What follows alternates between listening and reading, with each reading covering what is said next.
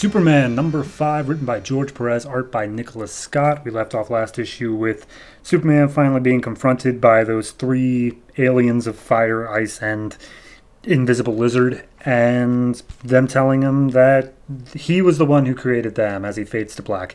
This issue picks up with everybody, the police, the firefighters, the press, all converging on this abandoned lot that has this giant fire ice tornado thing going on. And everyone's freaking out because where could Clark be? What's inside the thing? Are there any village? Like, it's just, the writing has not stopped being so overwritten this entire time, and I'm skipping over so much that just doesn't matter. But they look inside the tornado, and Superman's there on fire and ice, and they're like, oh my god, Superman's in there, and it looks like he's smiling? That's weird. And as they look up at him, he starts absorbing the energy, and they're like, is that a power he has? I'm unfamiliar with that one. But he lands, and there's a chopper nearby who's trying to get in close to hear what he's saying, and they pick up that he said that same alien thing in the same alien speech as before, and they're like, oh, that must be important. But then he looks up at the chopper, and he sees McCoy there, the reporter who was giving Superman crap before, and he's like, Messiah or Menace, huh? And he flies down and picks up the 3 people who were possessed by the aliens before.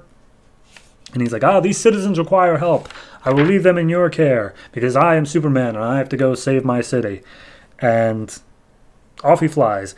There's one page here of them trying to get into a hospital in order to get some more information on the patients. That genuinely doesn't matter. And then we get to the bulk of this issue, which is basically, you remember 2 issues ago, there was the story by McCoy, Messiah or Menace, where he went and said and then Superman saved us from these giant robots, and then from Titano, the giant ape, and then from these guys in jetpacks. They did that. Well, apparently Superman didn't allow for any of those things to be destroyed or killed, and as such, they're still just hanging around in Metropolis, being studied and or, in the jetpacks people's case, in jail. But an alarm's going off, and Superman has bust through the wall of the place where the robots are being held. And the soldier's like, hey, Superman, you wanted us to keep these things here and study them. Did that change? And he's like, yes, as long as these things are here, Metropolis will never be safe. I'm going to destroy them now. And he visions it. And causes massive explosions that seemingly injure some of the soldiers that are guarding it. News is freaking out a little bit, what is Superman doing?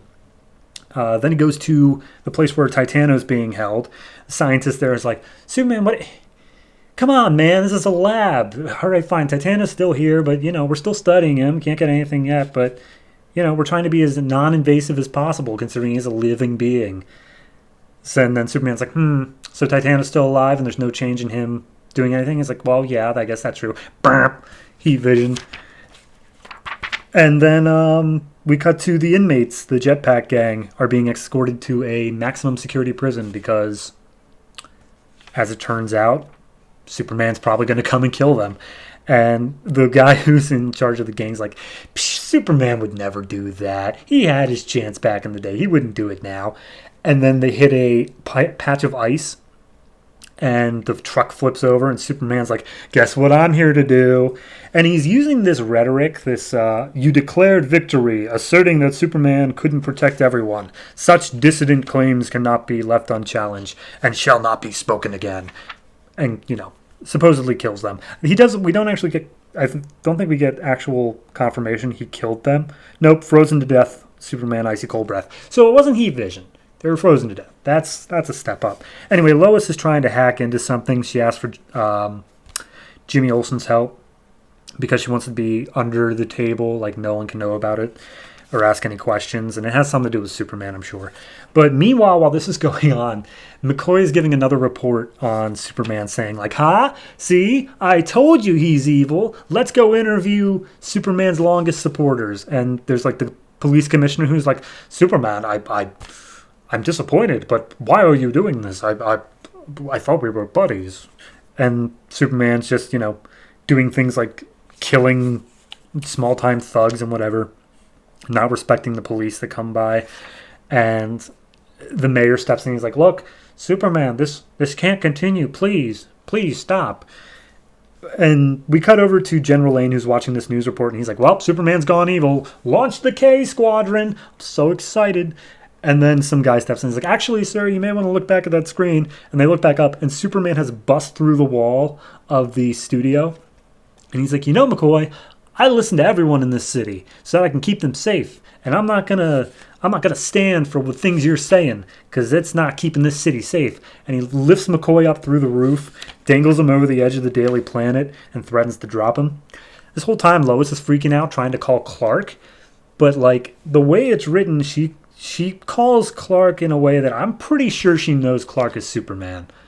Like, I'm 95% sure on that. Because in the end, Superman does end up dropping McCoy. Helicopter pilot freaks out, and then Lois, like, yells Clark.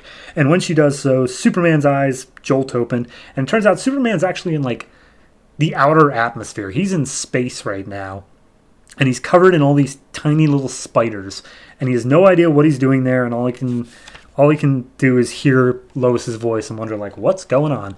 And that's where we leave off the issues. Superman's covered in space spiders. I didn't see that one coming. Honestly, I am so happy for this issue. I have been saying throughout the series, I needed it to do something, anything, just move on. Because so many issues were just, well, that was a weird occurrence. Goodbye. I needed them to thread it all together. And I knew they would get there, but 5 issues was too long for that. I'm happy we have this issue, though. I am very happy that, there's a fake Superman running around, and it's probably based around those 3 aliens, however that may be. I'm so good with that. It doesn't really leave a lot in terms of, like, okay, well, what do we do with that? I'm sure Superman will come back down and fight the evil Superman. I don't know how it's going to end. I'm sure our Superman will win. But regardless, I don't know why we had to have those 3 aliens to begin with. I'm interested to see what that conclusion's going to be. But overall, I'm going to give this one a 6.5. Honestly, that's probably a little bit high for this individual issue, because this issue is fine. It's not great. But compared to those first 4 issues, this is a godsend. So hopefully we can keep that momentum going. God, I hope so.